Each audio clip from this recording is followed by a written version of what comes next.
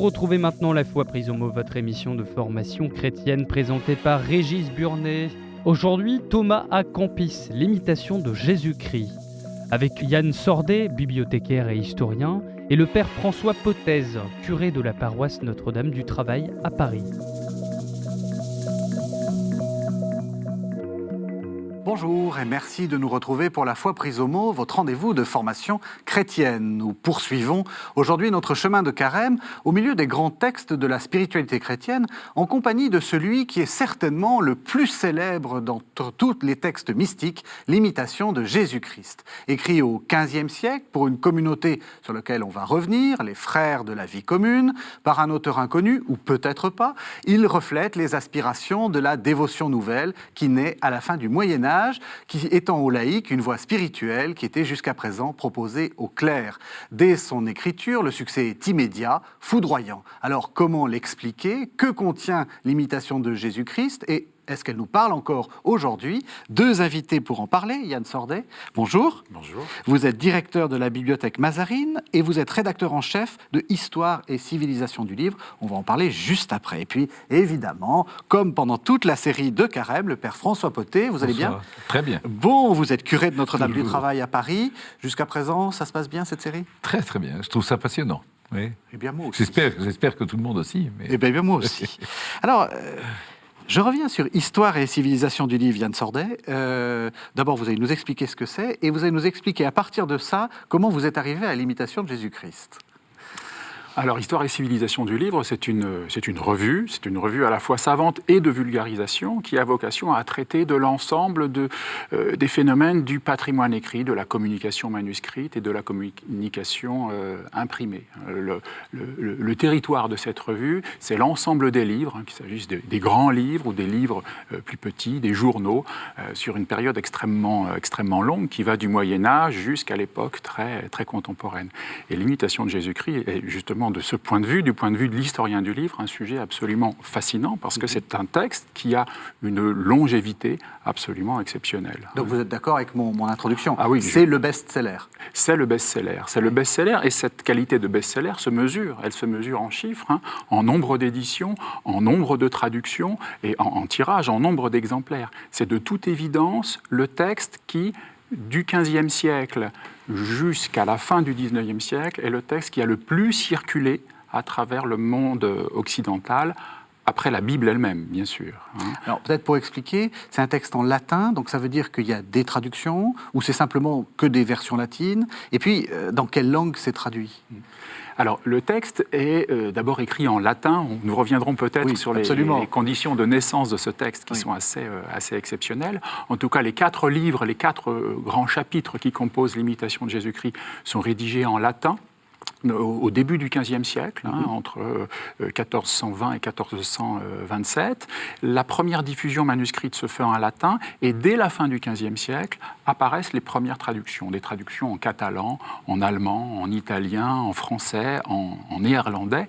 Et ces premières traductions sont véhiculées, sont diffusées aussi bien par le support manuscrit que par le support imprimé. Vous savez que le XVe siècle est aussi le siècle de l'invention de la typographie, de l'invention de l'imprimerie. Donc une diffusion par la traduction qui concerne d'abord les langues européennes, mais qui très rapidement s'étend à l'ensemble du monde entier, puisque nous connaissons ensuite des traductions en arménien, des traductions en arabe à partir du XVIIe siècle, et des traductions en japonais, des traductions en chinois à partir de la fin du XVIIe et du XVIIIe également. Voilà. Pour revenir sur ces différents indices, le nombre de traductions, le nombre d'éditions et le nombre d'exemplaires ayant circulé fait que sur l'ensemble de cette période, je crois qu'il n'y a pas d'autres concurrents au statut de best-seller. Alors, on va essayer de savoir d'où... Oui, c'est étonnant, hein ? On va savoir d'où ça vient. On a commencé un peu à le dire. Vous avez daté le texte. J'ai parlé des frères de la vie commune. Vous avez paru hésiter sur le fait que ça soit un livre. Alors, allons-y jusqu'au bout. D'abord, est-ce que c'est un livre ? Alors, c'est devenu un livre. Physiquement, oui, c'est un livre. c'est devenu un livre, on en a fait un livre. C'est-à-dire aussi bien les frères de la vie commune qui ont assuré la diffusion, enfin le premier chapitre de la diffusion de ce texte-là, dans leur territoire, dans l'espace de leur communauté, c'est-à-dire les Flandres, le nord des Pays-Bas, l'Allemagne rhénane et le nord de l'Alsace, ce qui correspond au territoire d'expansion de la dévotion moderne et d'implantation des frères de la vie commune. Eux-mêmes en ont fait un livre, et cette dimension livresque a été ensuite confirmée et développée par l'écosystème de l'imprimerie. Mais initialement, ça n'est pas un livre. Initialement, l'imitation de Jésus-Christ, c'est quatre recueils, c'est-à-dire 4 livres séparés qui ont fait l'objet de rédactions et de copies distinctes, qui eux-mêmes sont des recueils, c'est-à-dire des collections de sentences, de prières courtes, des collections d'exemples aussi tirés de l'Ancien ou du Nouveau Testament, qui proposent une lecture, un itinéraire textuel relativement segmenté. Et ces 4 livres sont assez proches d'un type d'ouvrage qui était extrêmement fréquent et qui était par définition le support pédagogique et le support spirituel des frères de la vie commune. C'est ce qu'on appelait les rapiaria.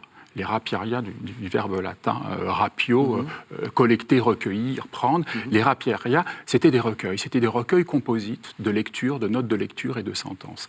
Donc les 4 livres de l'imitation ont été composés un petit peu sur ce modèle-là, jusqu'à ce qu'on les réunisse, ces 4 livres différents, à partir de 1427. Et de 1427 date la première rédaction, la première copie globale qui embrasse ces 4 traités. Mais ces 4 traités vont garder finalement toujours une certaine indépendance les uns par rapport aux autres. Et pourtant, ils sont quand même très cohérents l'un par rapport à l'autre. Il y a une cohérence générale d'un livre à l'autre, non ? Et un ordre... Ils ont une identité, chacun de ces quatre livres. Ils sont aussi transmis par un titre, d'ailleurs, de l'imitation de Jésus-Christ. C'est le titre du premier de ces traités, qui va s'appliquer à l'ensemble de l'ouvrage, qui va s'appliquer à l'ensemble de la réunion.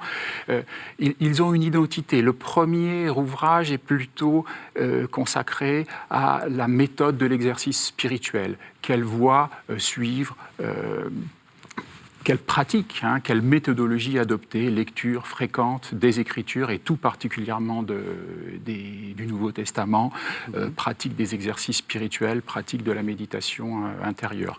Le second livre est davantage consacré à la personne du Christ et tend à développer et à promouvoir une relation directe, un échange direct entre le lecteur dans son individualité, dans son intimité avec la figure du Christ. Et le troisième livre est plutôt consacré au mépris du monde, à la rhétorique et à la spiritualité de l'éloignement. Quant au quatrième livre, il est, lui, pour le coup, très singulier par rapport aux 3 premiers, puisqu'il est consacré au sacrement, et notamment au sacrement d'Eucharistie. Voilà, ce qui explique que les protestants, parce qu'il y aura une circulation de l'imitation de Jésus-Christ en contexte protestant, en contexte réformé, l'imitation sera traduite et publiée aussi bien par les luthériens que par les calvinistes, mais à chaque fois, ces versions protestantes feront abstraction du quatrième livre. C'est-à-dire, vous voulez dire physiquement ? C'est-à-dire que dans le texte, dans le livre, on ne recopie pas le 4e chapitre ? Oui, absolument. On retire le 4e livre et on ne publie que les trois premiers. Ah oui.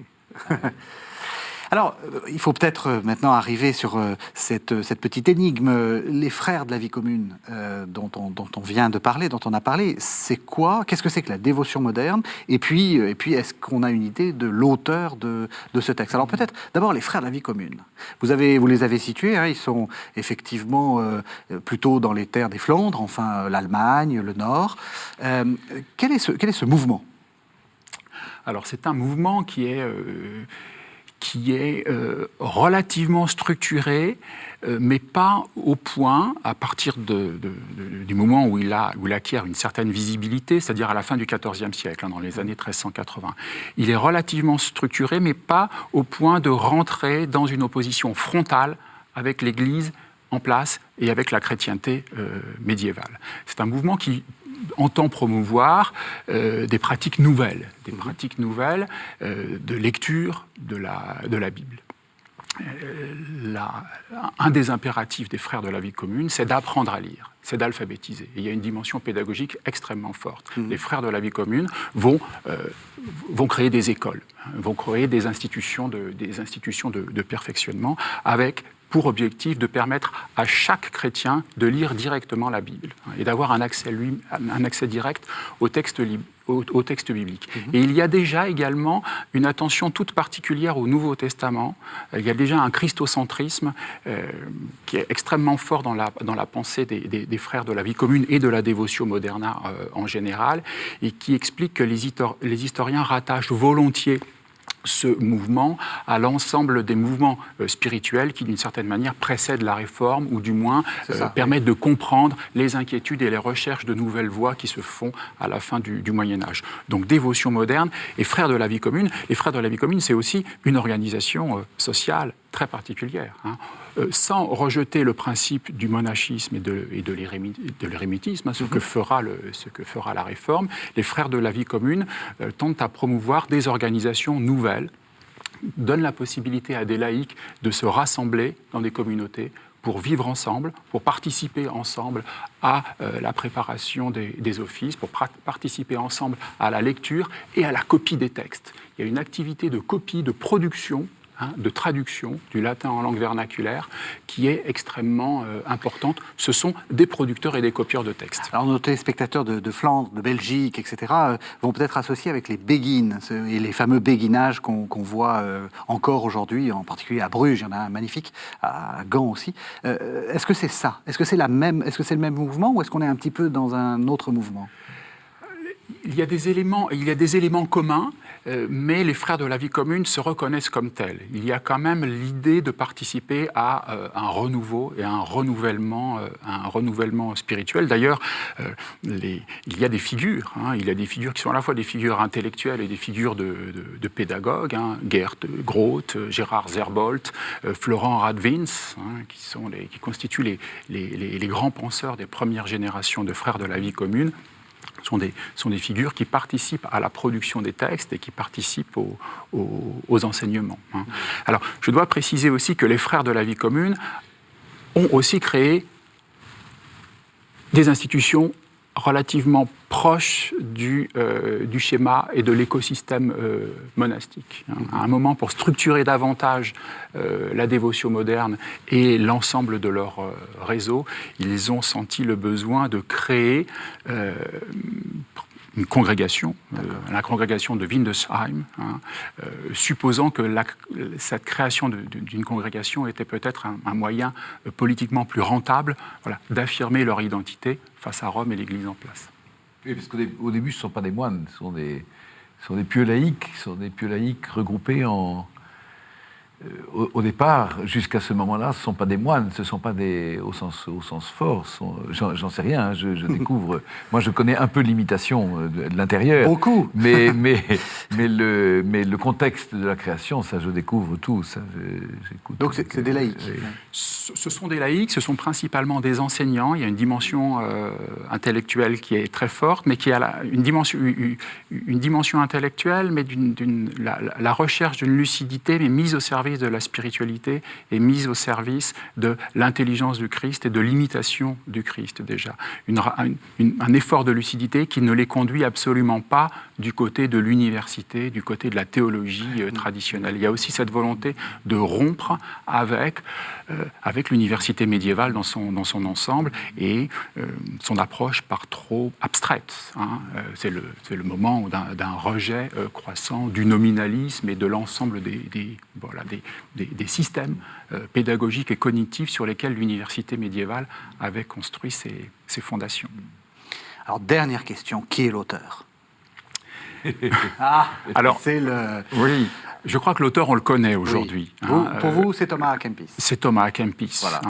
C'est ce qu'on trouve effectivement sur les éditions de poche actuelles. C'est marqué souvent Thomas à Kempis. Mais qui est ce Thomas à Kempis, et pourquoi est-ce qu'il y a une sorte de doute? Oui. Alors, il y a aujourd'hui un consensus de la part des historiens des textes, de la part des philologues, de la part des chercheurs, mais ce consensus a été long à obtenir. Alors, Thomas à Kempis, il appartient à cette génération des frères de la vie commune, mais il a été moine. Il a vraiment été formé au sein de la congrégation de Windesheim. Il représente en quelque sorte la troisième génération de ces intellectuels de la vie commune. Il est originaire de Kempen, dans l'ouest de l'Allemagne, d'où le nom de Thomas à Kempis. C'est à la fois un auteur et un copiste. On connaît sa main. Il a copié une Bible complète.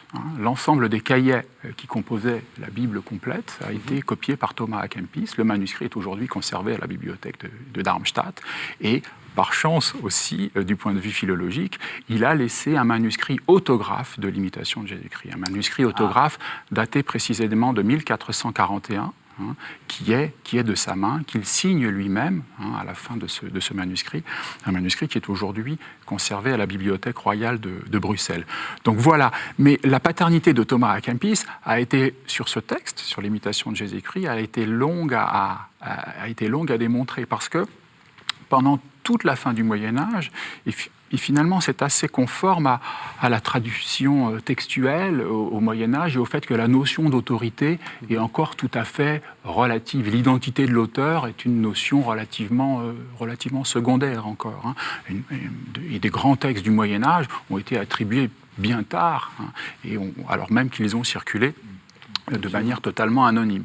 Alors, et je pense que Thomas à Kempis le savait, au XVe siècle, il savait que son texte, l'imitation de Jésus-Christ, circulait dans des manuscrits dans lesquels elle était attribuée à Saint Bernard de Clairvaux, à Hubertin de Cazales, à Jean Scott Érigène ou au pseudo Bonaventure. Donc des grands noms bien avant, qui ont 2 siècles ou 3 siècles quelquefois de distance par rapport à son écriture. Oui, tout à fait. Il y a une quarantaine de candidats pour le statut d'auteur de ce texte, même si à la fin du XVe siècle, cette concurrence se resserre autour de 2 noms, de 2 challengers, Thomas à Kempis bien sûr, qui retrouve quand même son nom au bas de certains manuscrits et au bas de certaines éditions imprimées, mais aussi un autre personnage qui est Jean Gerson, un personnage qui est très connu, qui a été conseiller des rois de France, qui a été chancelier de l'Université de Paris, qui est mort au début du XVe siècle. Ils ont eu une période de vie commune, Jean de Gerson et Thomas à Kempis,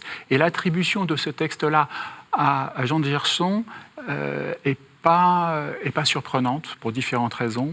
Jean Gerson est un de ces universitaires parisiens qui a essayé de moderniser l'université et la pensée universitaire à Paris. Il a essayé de développer davantage une spiritualité du cœur.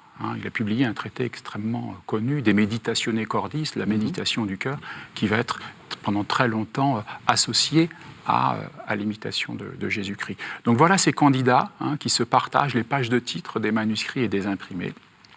Et je veux dire qu'ils sont en concurrence. Et puis, si vous me permettez d'évoquer cette histoire, mais elle est absolument fascinante, elle fait aussi de l'histoire de l'imitation de Jésus-Christ un roman policier. Au début du XVIIe siècle, dans les toutes premières années du XVIIe siècle, surgit un 3e larron, un personnage totalement inconnu. Et ce personnage, on lui donne un nom, Giovanni Gersen. On lui attribue... C'est de faire un mixte avec Gerson. Voilà, absolument. Ouais. On lui attribue une identité religieuse, on en fait un bénédictin, et on en fait un bénédictin italien du XIIIe siècle. Alors on sait aujourd'hui que ce personnage est une création de toute pièce. Il est issu d'une mauvaise lecture de certains manuscrits. Certains manuscrits attribuant l'imitation à Jean Gerson ont été lus comme faisant état d'un certain Giovanni Gersen. Mais Giovanni Gersen étant immédiatement récupéré, rattrapé par le camp bénédictin, on assiste à une lutte absolument acharnée, qui va aussi se traduire par des procès, entre la communauté bénédictine d'un côté, qui appuyée par la Bibliothèque Vaticane, et de l'autre côté, les chanoines réguliers de Saint-Augustin, puisque Thomas à Kempis était un chanoine régulier de Saint-Augustin, ou du moins la congrégation de Windesheim avait adopté la règle de Saint-Augustin. Je vous propose qu'on arrive dans le texte. On va lire un premier passage, un premier extrait. C'est le tout premier chapitre, c'est presque le début de l'imitation de Jésus-Christ. Donc c'est le livre 1, chapitre 1. Vous écoutez actuellement La Foi prise au mot, votre émission de formation chrétienne présentée par Régis Burnet. Aujourd'hui, nous parlons de Thomas à Kempis, l'imitation de Jésus-Christ, avec Yann Sordet, bibliothécaire et historien, ainsi que le père François Potez, curé de la paroisse Notre-Dame du Travail à Paris.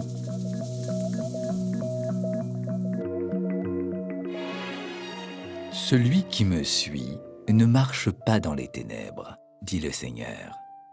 Ce sont les paroles de Jésus-Christ par lesquelles il nous exhorte à imiter sa conduite et sa vie si nous voulons être vraiment éclairés et délivrés de tout aveuglement du cœur. Que notre principale étude soit donc de méditer la vie de Jésus-Christ. La doctrine de Jésus-Christ surpasse toute doctrine des saints, et qui posséderait son esprit y trouverait la manne cachée. Mais il arrive que plusieurs, à force d'entendre l'Évangile, n'en sont que peu touchés, parce qu'ils n'ont point l'esprit de Jésus-Christ. Voulez-vous comprendre parfaitement et goûter les paroles de Jésus-Christ ? Appliquez-vous à conformer toute votre vie à la sienne. Que vous sert de raisonner profondément sur la Trinité si vous n'êtes pas humble et que par là, vous déplaisez à la Trinité ? Certes, les discours sublimes ne font pas l'homme juste et saint, mais une vie pure rend chère à Dieu. J'aime mieux sentir la componction que d'en savoir la définition. Quand vous sauriez toute la Bible par cœur et toutes les sentences des philosophes, que vous servirait tout cela sans la grâce et la charité ? Alors il y a quelque chose d'assez particulier. Vous venez de dire que les frères de la vie commune, ils poussent à lire, ils poussent à recopier, à apprendre à lire aux gens. Donc c'est plutôt un projet intellectuel. Et là, il est en train de nous dire, vous savez, c'est pas la peine de savoir la Bible par cœur. Est-ce qu'il n'y a pas une sorte de tension entre les deux ? Oui, il y a utilisons ce mot, même si c'est un anachronisme, il y a un relatif anti-intellectualisme à l'œuvre au sein de l'imitation de Jésus-Christ.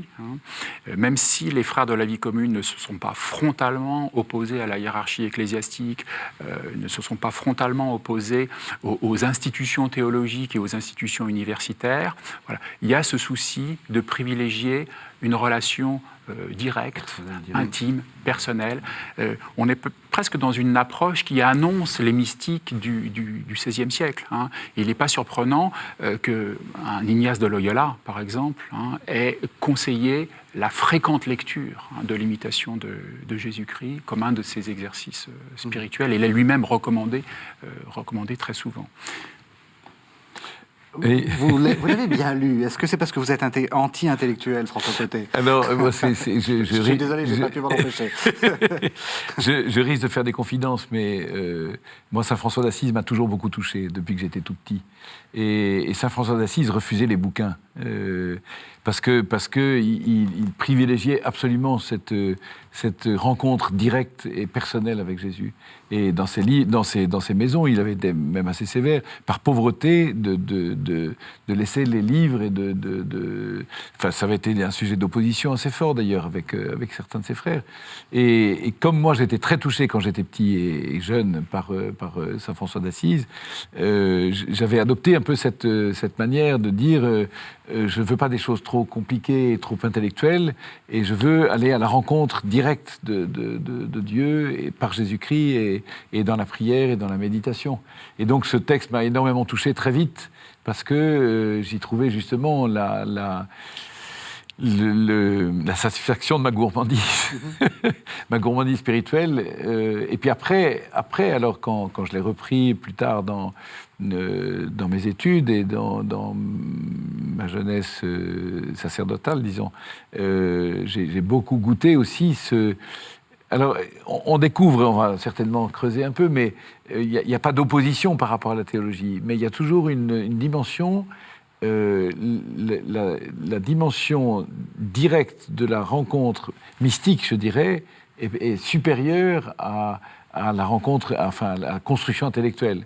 Et je reste, moi, toujours un peu méfiant, toujours un peu prudent par rapport au danger de la construction intellectuelle qui risque d'obscurcir un peu la recherche directe de la présence et de l'expérience spirituelle. C'est intéressant ce que dit le Père Pottet, parce que finalement, cette dévotio moderna qu'il est en train d'exprimer nous parle beaucoup. Il y a un poids très important de cette quête, effectivement, d'intimité avec Dieu qui s'invente à ce moment-là. Oui, absolument. Et nous sommes tous les enfants de l'imitation de Jésus-Christ, si je puis dire. Oui, et vous avez raison de dire tous, parce que dans la disposition même du texte, et là je convoque l'imitation de Jésus-Christ en tant qu'objet graphique, en tant qu'objet écrit, en tant qu'objet livre, dans sa disposition même, elle privilégie des accès totalement incohérents, du moins totalement libres ou anarchiques. Chacun de ces 4 livres est une succession de sentences, une succession d'aphorismes dont la contiguïté de l'un à l'autre n'est pas absurde, mais en tout cas, cette contiguïté ne repose pas sur une construction intellectuelle, sur un déroulement logique, sur une construction dialectique, pour évoquer les règles de fonctionnement de la pensée universitaire médiévale. Et cette immédiateté fait pratiquement que ce livre, vous pouvez l'ouvrir un jour au hasard. Vous le prenez dans votre poche, soit vous le prenez là où vous vous êtes arrêté hier, mais vous pouvez l'ouvrir ailleurs. Et vous pouvez rebondir d'un passage à l'autre. Alors il y a un certain danger aujourd'hui, c'est qu'on risque l'excès inverse, surtout avec la jeunesse moderne, très affective, très touchée par le sensible. On risque de se complaire un peu dans ce genre de choses. Si on n'a pas une construction théologique solide derrière, si on n'a pas une structure philosophique et théologique assez solide, on risque de s'évader dans quelque chose d'un peu sentimental même. Enfin, peut-être un peu doloriste, on va y venir, mais on va y arriver. C'est un texte sentimental pour vous ? Il y a quelque chose de... Ah non, parce que c'est assez théologal. Oui. Mais il y a quand même, à mon sens, il y a un certain risque de le lire dans une dimension sentimentale, parce que c'est sympathique, on est touché, on est touché dans la sensibilité, donc à mon avis il y a un certain risque. Alors je vais vous en guérir. Ça n'est pas, mais il y a un certain risque. Je vais vous en guérir. On va lire un autre extrait. C'est le chapitre 12 du livre 2. C'est le moment où l'auteur recommande une voie de la souffrance. Et ce dolorisme, notre modernité, je ne suis pas sûr qu'il est prêt à l'assumer. Si vous portez de bon cœur la croix, elle-même vous portera et vous conduira au terme désiré, où vous cesserez de souffrir. Mais ce ne sera pas en ce monde. Si vous la portez à regret, vous en augmentez le poids. Vous rendez votre fardeau plus dur, et cependant, il vous faut la porter. Si vous rejetez une croix, vous en trouverez certainement une autre, et peut-être plus pesante. Croyez-vous échapper à ce que nul homme n'a pu éviter ? Quel saint a été dans ce monde sans croix et sans tribulation ? Jésus-Christ lui-même, notre Seigneur, n'a pas été une seule heure dans toute sa vie sans éprouver quelque souffrance.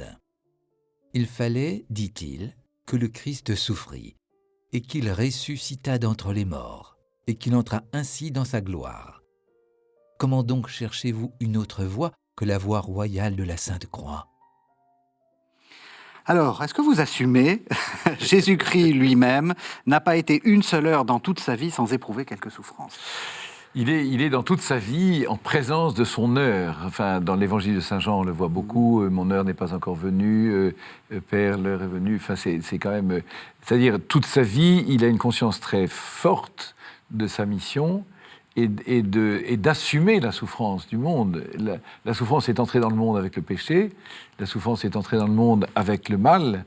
La souffrance est une conséquence du mal, et le Christ est venu assumer cette souffrance, il est venu la prendre. En fait, pour moi, ce qui est absolument fondamental, c'est que Dieu ne nous libère pas de la souffrance, il donne un sens à la souffrance qui n'en a pas. La souffrance, par définition, est absurde, c'est un scandale absolu, c'est pour ça qu'on se cogne à la souffrance, mais le Christ au scandale d'ailleurs, même des apôtres, au scandale des chrétiens d'aujourd'hui. Le Christ ne supprime pas la souffrance, il entre dans le chemin de la souffrance pour lui donner un sens. Et le sens passe la mort, et à travers la mort, on va vers la vie. Donc moi, je suis mal à l'aise évidemment avec tout ce qui nous reproche la religion doloriste, etc. Mais il faut essayer de la comprendre et de l'assumer pour dire, en effet, moi j'assume tout à fait ça, il n'y a pas d'autre chemin pour la vie que le chemin de la croix. Ça, c'est une certitude. Et donc, ça me paraît essentiel parce qu'aujourd'hui, on a l'illusion permanente, en tout cas la tentation de l'illusion, que je n'irai bien que quand j'aurai écarté tout ce qui ne va pas, et tout ce qui me gêne, et tout ce qui me fait souffrir. Or, la vie chrétienne et l'imitation de Jésus-Christ, on y vient, c'est assumer cette souffrance et lui donner un sens par l'amour, par le sacrifice, l'offrande d'amour qu'on y met dedans. Et alors, de là à faire de la souffrance un chemin de joie et de... Bon, il faut faire attention, il faut être prudent. L'unique voie de la rédemption. L'unique voie de la rédemption, ouais. Oui. Non, mais oui. Il n'y a pas d'autre chemin pour la vie que le chemin de la croix. Oui, mais attention, ma religion n'est pas une religion de la souffrance, c'est une religion de l'amour. Oui. Pourquoi est-ce qu'il y a cette insistance sur la souffrance? On l'a pas dit, mais cette imitation de Jésus-Christ et cette dévotion moderna s'accompagne aussi d'une sorte de révolution picturale. C'est le moment où on commence à voir des Christs de douleur, une sorte de liturgie, de mise en scène de la souffrance et de la passion. Qu'est-ce qui s'est passé à ce moment-là? Alors on est dans ces derniers temps du Moyen-Âge, effectivement, où des temps d'angoisse des fins dernières. Donc un certain nombre de signes qui sont aussi bien des signes historiques que des signes intellectuels laissent penser que l'arrivée de l'Antéchrist, l'arrivée du jugement dernier sont pour bientôt. Et vous avez raison, cette nécessité de repenser sa conduite de manière individuelle et collective en réformant sa pratique dans les pas du Christ, en prenant aussi sa croix, c'est quelque chose, c'est un moteur qu'on retrouve au sein de la dévotion moderna et qu'on retrouve dans le contexte de création de l'imitation de Jésus-Christ, mais qu'on retrouve plus largement dans l'ensemble de la pensée tardo-médiévale. On la retrouve aussi de manière extrêmement forte dans la pensée qui prélude à la Réforme, donc à la fin du XVe et au début du XVIe siècle.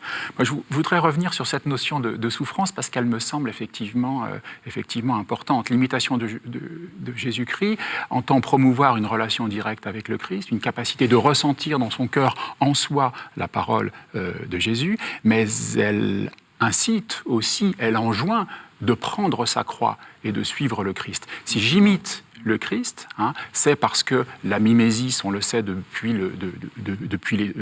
l'Antiquité, est un outil pédagogique, est une méthodologie pédagogique, mais si je mets mes pas dans les pas du Christ, c'est aussi pour prendre aussi ma croix, et la porter derrière lui. Et un certain nombre de traducteurs, un certain nombre d'écoles de pensée qui vont récupérer en quelque sorte ou qui vont mobiliser à nouveau l'imitation de Jésus-Christ au XVIIe ou au XVIIIe siècle, vont être particulièrement sensibles à cette dimension d'ascèse, à cette dimension de souffrance. Cette dimension d'ascèse, elle est très présente chez Bérulle, par exemple. Pour évoquer Bérulle, le père Bérulle, à la grande école. Le grand cardinal du début fin 16e, début 17e. Ouais, absolument, qui est un des fondateurs de l'école française de spiritualité. La lecture que fait Bérulle de l'imitation était une lecture qui est modélisée par l'ascèse. La même ascèse, ce même souci de dénuement et de souffrance, on la retrouve dans la version d'Isaac le maître de Sacy à la fin du XVIIe siècle, qui est janséniste et qui traduit l'imitation de Jésus-Christ en direction des communautés jansénistes. Parce que, c'est ça l'imitation, parce qu'il faut quand même qu'on arrive sur le cœur. Imiter, c'est quoi l'imitation de Jésus-Christ? C'est se prendre pour le Christ. Il n'existe pas de manuel du parfait chrétien. C'est-à-dire, il n'existe pas de manuel du chrétien. Il y a des choses à faire, il y a des choses à pas faire, comme si la vie chrétienne était une morale, un ensemble de consignes culturelles, cultuelles. La vie chrétienne consiste à vivre par lui, en lui, avec lui. C'est plus moi qui vis, dit saint Paul, c'est le Christ qui vit en moi. Et donc, la vie chrétienne consiste à suivre le Christ, se faire disciple, et en étant disciple du Christ, prendre sur soi sa croix. Celui qui veut me suivre et qui ne prend pas sa croix n'est pas digne de moi, ne peut pas me suivre. Donc, être disciple du Christ, c'est prendre sa croix et suivre le Christ, et donc mettre ses pas et ses pensées dans les pas et dans les pensées du Christ pour faire un avec lui. Ça, c'est... Et il me semble que dans cette évolution, alors moi je ne suis pas historien ni théoricien, mais il me semble que dans cette évolution 18e, 19e, il y a peu à peu effectivement une tendance un peu doloriste qui s'est cristallisée, qui s'est un peu enquistée.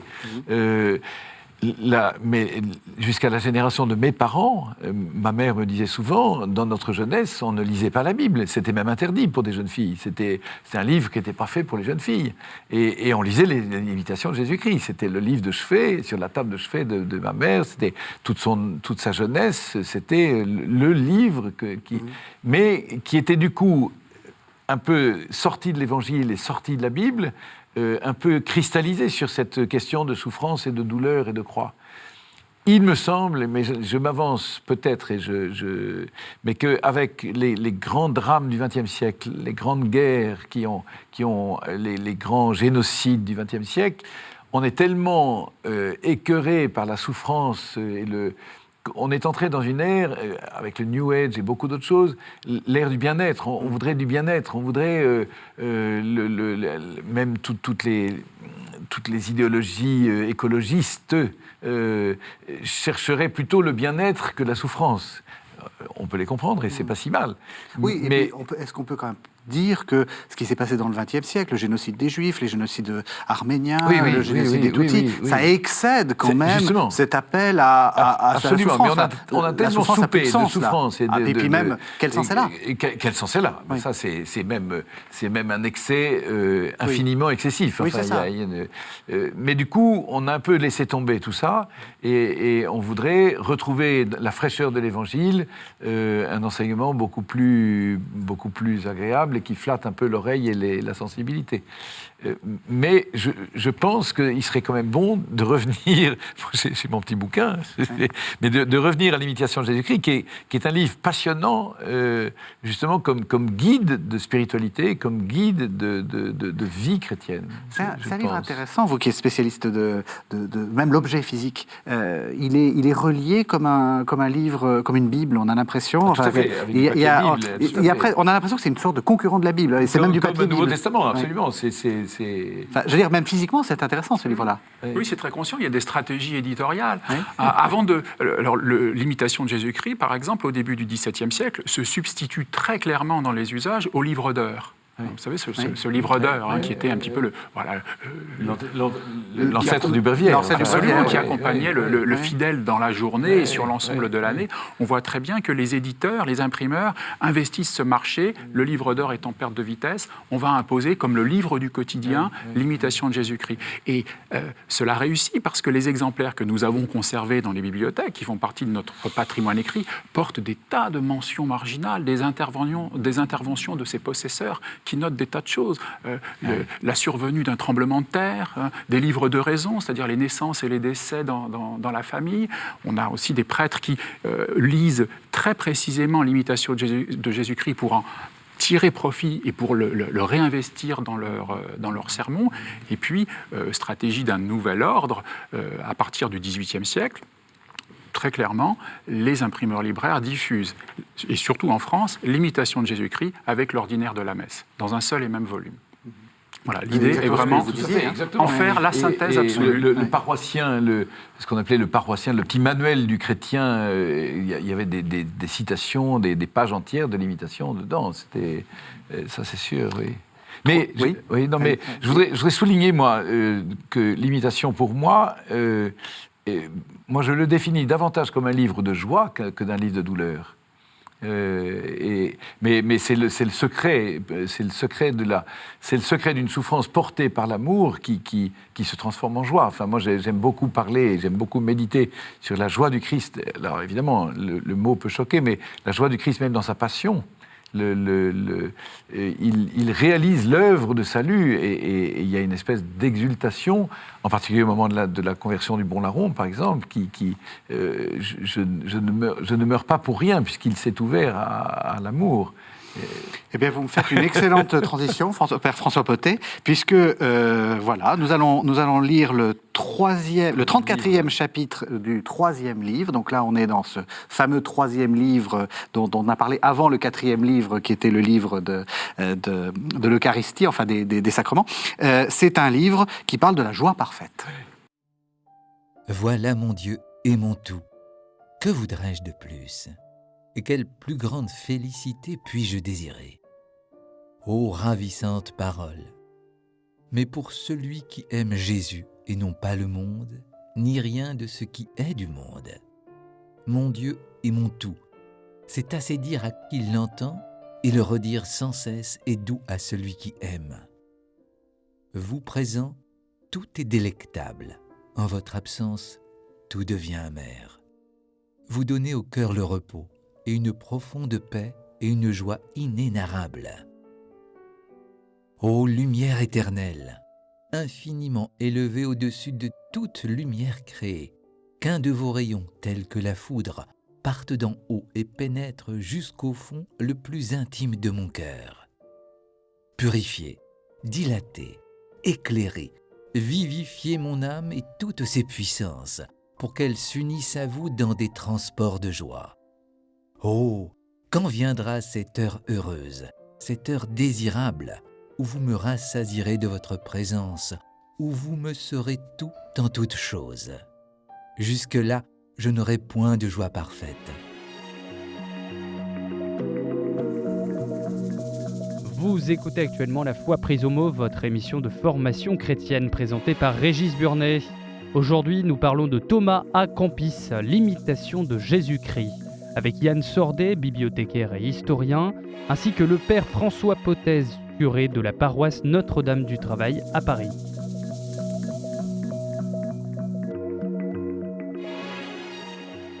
Yann Sordet, comment est-ce qu'on arrive à, disons, mettre ensemble cette partie très doloriste et cette sorte d'explosion de joie ? Ça paraît un peu incompatible dans notre modernité. Oui, ce qui est surprenant, c'est pour répondre de manière indirecte, pour botter en touche, ce qui est surprenant, c'est la très grande souplesse, finalement, la très grande ductilité de l'imitation de Jésus-Christ, qui circule dans des communautés de pensée et dans des communautés spirituelles extrêmement différentes, qui est lue en Occident, mais qui est lue aussi dans l'Est du bassin méditerranéen, dans les communautés maronites du Liban, qui est lue par les jansénistes, qui est lue par les luthériens, qui est lue par les calvinistes. C'est un texte qui a une souplesse qui permet aux différentes communautés spirituelles et aux différentes époques spirituelles qui l'embrassent et qui l'adoptent entre le XVe siècle et jusqu'à la fin du XIXe siècle, d'une certaine manière, qui permet à ces différentes communautés de focaliser sur une dimension plutôt que sur une autre. Je crois qu'il y a une très grande ductilité de ce texte-là, malgré sa cohérence, et au-delà de sa cohérence. Mais à mon avis, autant il a été extrêmement célèbre pendant très longtemps, autant aujourd'hui, il est totalement inconnu. Dites à quelqu'un qui a moins de 30 ans parler de l'imitation, il ne sait même pas le titre. Enfin, pratiquement, il a complètement disparu de la lecture habituelle des chrétiens. Et vous confirmez, il n'y a plus d'édition Il y a très peu d'éditions. Oui. Il y a très peu d'éditions. Il y a des éditions savantes ou des éditions littéraires, parce que l'imitation de Jésus-Christ, c'est aussi, à travers ces traductions, un fragment du patrimoine littéraire national. On a évoqué les traductions de Pierre Corneille, de Le Maître de Sacy. Voilà. Voilà. Alors, il n'y a pas de chapitre dans le Lagarde et Michard et ses successeurs consacrés à l'imitation de Jésus-Christ, à la traduction de Pierre Corneille, mais j'espère que ça viendra. Il y a aussi cette dimension-là, littéraire. Et alors, pourquoi donc cette joie ? Cette joie, je vais revenir encore une fois à Saint François d'Assise, mais même s'il y aurait une émission complète consacrée à lui, mais la joie, selon Saint François, mais la joie, c'est ce qui reste quand on a tout enlevé. c'est ce qui reste au bout du dépouillement. Il y a la joie parce qu'il y a une liberté, la liberté totale dans le dépouillement. Et la voix de la croix, la voix de la douleur, la voix de cette douleur, de cette souffrance assumée et offerte. En fait, le secret, c'est l'offrande de la souffrance. Si la souffrance reste telle qu'elle, elle nous écrase et elle conduit au désespoir, enfin elle conduit à l'angoisse. Si la souffrance est portée dans l'amour du Christ par l'offrande, alors elle nous en délivre. La souffrance offerte reste une souffrance, sinon c'est pas une souffrance. Mais ça, on en est délivré parce qu'elle est portée, et justement le Christ vient pour ça. Il y a une très belle phrase dans l'Imitation, qu'on a lue d'ailleurs tout à l'heure, si tu portes la croix, c'est la croix qui te portera. Et donc, si tu acceptes... Le pire, c'est de refuser cette souffrance, parce qu'elle te retombe dessus et elle t'écrase. Mais assumer cette souffrance et l'offrir, au fond, c'est ça qui t'en dégage et qui t'en délivre. Et au bout de ce chemin, c'est la joie, et ce que saint François d'Assise appellerait la joie parfaite, qui est, moi, ce que j'appelle toujours la grave allégresse. Si tu oublies le poids de la souffrance du monde, ta joie se transforme en exubérance et elle n'est plus chrétienne. Si tu oublies la victoire de la croix et la victoire de l'amour, tu es écrasé par cette souffrance et ta gravité n'est plus chrétienne, ta douleur n'est plus chrétienne. La grave allégresse, c'est et que je trouve beaucoup dans cette spiritualité, c'est cette souffrance assumée, offerte dans l'amour, et qui nous rend joyeux parce que c'est un cœur libre, c'est un cœur qui aime. Alors, on a beaucoup parlé de la postérité, de l'imitation de Jésus-Christ. Donc, cette partie, la dernière partie de cette émission sur la postérité est déjà, en fait, déjà accomplie. J'avais quand même une question sur la quatrième partie. Pourquoi est-ce qu'il y a cette quatrième partie qui est plus liturgique ? Comment est-ce qu'on peut l'expliquer dans la spiritualité des frères de la vie commune ? Alors, les frères de la vie commune n'ont pas rejeté les sacrements, les sacrements de l'Église, comme l'ont et le rejetteront d'autres mouvements spirituels hostiles à la liturgie ancienne, hostiles à l'Église catholique. C'est ce qui les fait qu'ils restent finalement, d'une certaine manière, dans les limites de la catholicité. Ils ne franchissent pas la frontière de la réforme, comme les hussistes l'ont fait, comme bientôt Luther va le faire. Les sacrements font partie de la dévotion moderne. Mais ce quatrième livre, il est important parce que, on l'a dit, du XVe siècle jusqu'à la fin du XIXe siècle, le nombre d'éditions de l'imitation de Jésus-Christ est absolument colossal. Mais justement, il y a un indice assez rapide pour permettre de faire le départ entre ces différentes versions. C'est vous regardez si il y a 3 livres ou 4 livres. S'il n'y a que 3 livres, il y a de fortes chances que ce soit le 4e livre sur les sacrements qui manque. Et si ce 4e livre sur les sacrements manque, c'est qu'il y a une raison. Et quand vous rentrez un petit peu dans le texte, vous vous rendez compte que c'est peut-être la traduction faite par l'humaniste Sébastien Castellion au XVIe siècle qui était destinée, qui a été faite dans un contexte calviniste. Vous avez aussi une édition qui est célèbre, extrêmement intéressante. C'est la première traduction en danois de l'imitation de Jésus-Christ dans les toutes dernières années du XVIe siècle, en 1599. C'est un humaniste danois, Jon Jacobsen Venusinus, qui décide de traduire l'imitation de Jésus-Christ. L'imitation de Jésus-Christ, il décide de la traduire dans un contexte politiquement très particulier. On a une période, mais vraiment, d'orthodoxie luthérienne la plus absolue au royaume de Danemark. Et lui, cet humaniste, se dit, mais oui, j'ai le culot de traduire l'imitation de Jésus-Christ à destination des communautés luthériennes danoises. Je veux vous montrer que ce texte-là peut être parfaitement lu et compatible avec notre spiritualité. Et il le fait, bien sûr, mais en s'affranchissant de ce 4e livre. Et vous avez combien de chapitres ? Moi, j'en ai 4, évidemment, parce que je dirais justement qu'il y a... C'est pour ça que je disais qu'il y a, selon moi, une suite un peu logique du livre 1, 2, 3, et qui aboutit au livre 4, qui est comme une sorte de repos contemplatif devant le Saint-Sacrement, devant le sacrement de l'Eucharistie, et où encore l'auteur va dire ne cherche pas à expliquer les choses, entre dans le mystère. Ça, j'aime beaucoup. Si tu n'entres pas dans le mystère, tu ne peux rien, tu restes extérieur et tu ne peux rien en faire. Et c'est pour ça qu'à mon avis, c'est plus que liturgique. Ce 4e livre, c'est vraiment une contemplation du mystère à travers le Christ offert en nourriture et qui me semble extrêmement fort. Enfin, moi, je trouve quand on prépare la consécration à la Vierge Marie selon Saint Louis de Marie de Montfort, par exemple, on se nourrit beaucoup de l'imitation de Jésus-Christ. Il y a des trésors. Alors, on va arriver à la fin de l'émission. La tradition dans cette série, c'est un aphorisme ou une petite phrase que vous livrez aux téléspectateurs. Pour vous, l'imitation de Jésus-Christ, quelle est la phrase la plus importante ? Alors moi, j'aimerais reprendre l'incipit, le départ, l'aphorisme de départ de l'imitation de Jésus-Christ, qui encapsule une citation de l'évangile de Jean, et j'aimerais la reprendre dans la traduction de Pierre Corneille, qui est faite au milieu du XVIIe siècle, et qui est plus qu'une traduction, qui est une paraphrase versifiée.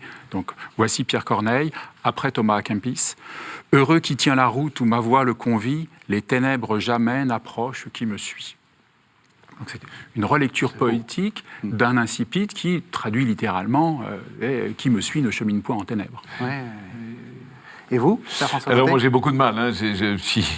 Mais je me risque quand même dans le livre 4 justement, au chapitre 18 sur l'Eucharistie. Garde-toi d'une curieuse et vaine étude du Saint-Sacrement si tu ne veux pas être englouti dans l'abîme du doute. Et il y a tellement de gens qui ont du mal avec la foi en l'Eucharistie. Et la foi en l'Eucharistie, elle ne contredit pas la raison et l'étude, mais elle est tellement au-delà. Garde-toi d'une curieuse et vaine étude du Saint-Sacrement si tu ne veux pas être englouti dans l'abîme du doute. Qui veut sonder la majesté sera écrasé par la gloire. Et je trouve que... Bon, ça demande des explications, mais c'est très très fort, c'est très très beau.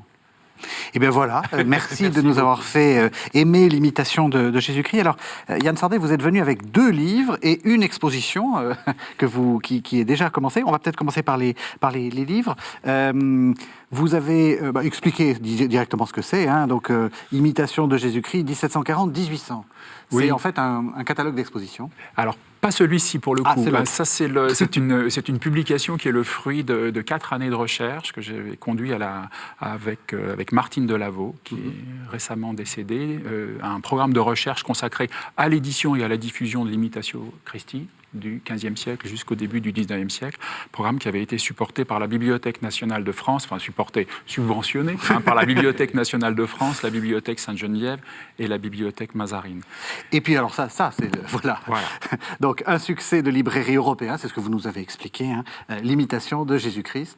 Absolument, qui est un catalogue d'une exposition qui a eu lieu à la Bibliothèque Mazarine, qui est vraiment pensé en direction du grand public, l'idée étant de faire découvrir les richesses de ce texte-là à travers les merveilleux objets qui l'ont incarné, aussi bien des manuscrits que des livres imprimés, et notamment à travers une illustration extrêmement riche. Les plus grands graveurs du XVIIe siècle ont consacré des planches à l'imitatio Christi. Et puis donc vous venez aussi avec une proposition de sortie, comme on dit, d'aller à la Bibliothèque Mazarine. Le livre et la mort, ça a commencé mercredi dernier, c'est jusqu'au 21 juin 2019, donc c'est une exposition sur le livre et la mort. Sur le livre et la mort, et qui, je vous rassure, n'a absolument rien de sinistre.